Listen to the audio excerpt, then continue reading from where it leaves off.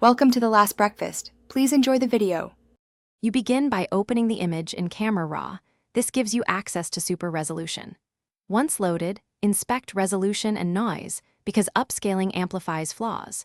Make sure you're using a supported file like RAW or a high-quality JPG and set an appropriate color profile for editing. Now apply only basic adjustments: exposure, white balance, and minimal sharpening. These first actions ensure super resolution starts from the cleanest, most accurate baseline, so your upscale is effective and predictable. Now you apply super resolution directly. Right-click the preview and select Enhance, then Super Resolution. Once the dialog opens, pause to preview at 100%. This is where you judge sharpening and noise changes because upscaling can expose artifacts. If you see unwanted noise, go back and ease noise reduction slightly before confirming. When you're satisfied, confirm. Photoshop generates a new, doubled resolution DNG. Make sure to save this as your working master. It preserves detail for later edits and prevents finish by converting the enhanced DNG into your working file.